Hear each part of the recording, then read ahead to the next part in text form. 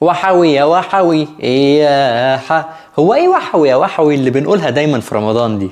في فترة حكم الفراعنة لما الهكسوس دخلوا مصر، واللي كانوا عبارة عن قبائل بدوية دخلت مصر عن طريق سينا. كان في عائلة ملكية بقيادة الملك سقننرع هي اللي اتصدت للهكسوس، وكانت مراته إياح حتب بتشجعه انه يطارد الهكسوس.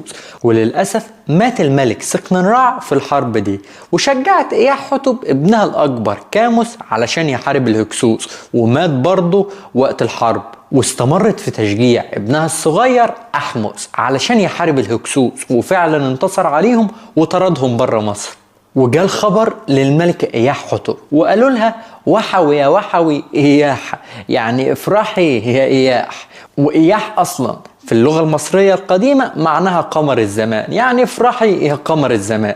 فالجملة بتدل على الفرح عموما، مش بس بمناسبة رمضان. لايك